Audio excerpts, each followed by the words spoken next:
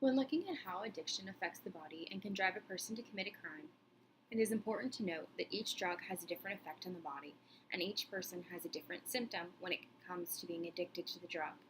Today I will be discussing, in general, what addiction to any drug or alcohol does to the body and the different ways that it can influence a person to commit a crime. 1. What addiction does to the body. As drugs are chemical, they affect each one's body differently and can even change a person's physical body and brain. These effects and changes in the body and brain can last long after one stops the drug or even permanently. Depending on the drug and how it enters the body, it impacts the effect that the drug will have and the matter of time that it takes to see the effects on the body. For example, injectable drugs take right to the bloodstream and provide more immediate effects than ingested drugs. These different ways of ingesting drugs all end up having an effect on the brain. This is where the addiction part is manifested and the behavioral effects follow. A. Effects on the brain.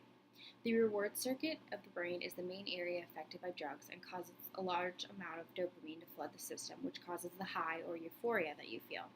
The brain eventually adjusts to this excess of dopamine by naturally making less and creating a tolerance, thus leading to the user having to do the drug more often or in higher amounts to keep that same feeling of high that they originally received. The brain is the master controller and sends signals to all parts of the body based on the natural chemicals. When these chemicals from the drugs are intercepted by the brain, it may begin to send mixed or incorrect signals to the parts of the body. In essence, when the brain receives the message wrong, a person can end up seeing and hearing things that aren't real, feeling things that are not there, and doing things that are out of character and in which they normally would not do. B. Behavioral problems. Some behavioral problems that can come about from addiction and drug use which continue to keep the cycle going are paranoia, aggressiveness, impaired judgment, impulsiveness, and loss of self-control. Since drugs change the way that you interpret things and what is going on around you, your behaviors, you often perceive things differently. For example, you may feel as though walking around a bad neighborhood at night is okay when you are high on drugs, or you may interpret a facial expression from someone at the bar the wrong way, which could potentially cause a fight.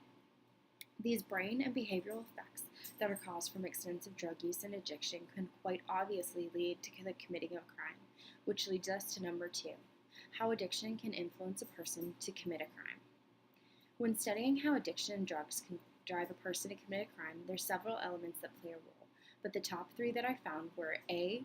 Use-related crimes, B. Economic-related crimes, and C. System-related crimes. A. Use-related crimes. These crimes that result from or involve an individual who has ingested a drug and commits a crime due to the ingesting of the drug and the effects it has on the body and mentality of the user. A good example of this crime is recently in the news. An FSU student took either acid or bath salts and committed a murder of 2 individuals due to the mental and physical effects that the drugs had on his body. These crimes are often ones that the user would normally not participate in if they were not under the influence of the drug, and they may not even remember participating or perpetrating the crime.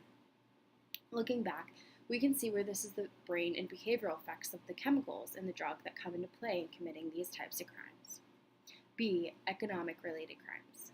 These are crimes that are committed purely due to the addiction to the drug, and the purpose is simply to fund the drug habit. Some examples of this type of crime is theft, prostitution, larceny, robbery, and burglary. We can look at a study from the FBI in 2004 where 17% of state and 18% of federal prisoners said that they committed their crime or crimes in order to obtain some sort of drug or money to fund the drug that they are addicted to. And C. System-related crimes. These are crimes that result from the structure of the drug system. This includes the production, manufacturing, transportation, sale of drugs, and any violence that is related to the production or sale of drugs. A good example of this is an individual smuggling a drug or selling them. This is a crime, and if they're caught, it will be considered a system-related crime. These crimes tend to be associated with the commission of violent crimes that can range from the violation of drug possession, dealing between drug dealers, disputes over the drug market or areas to sell, or even the killing of informants. So let's not look past other various situations that can cause addicts to commit crimes, such as how drugs and addiction can render your ability to keep a steady job. For reasons such as testing, concentration, showing up to the job, drug testing, keeping a stable attitude, not being high at work, All of these are reasons that may sound so simple to us, yet they can lead drug-addicted people to feeling as though they have to commit crimes to live, eat, and continue to buy the drugs and supply their addiction. Throughout the making of this video, I've learned various facts that have helped me understand that drugs and addiction very well can cause a user to commit certain crimes. I believe this to be true for three main reasons. 1.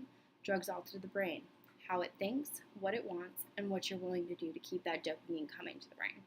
2. Drugs are expensive, thus causing economic-related crimes to occur in order to keep the drugs coming and to keep the symptoms of withdrawal from appearing. And thirdly, once someone is caught up in the addiction cycle, it's extremely hard to stop. You often become poor, lose friends, lose jobs, lose family, and the cycle is not easy to stop without clinical or professional help.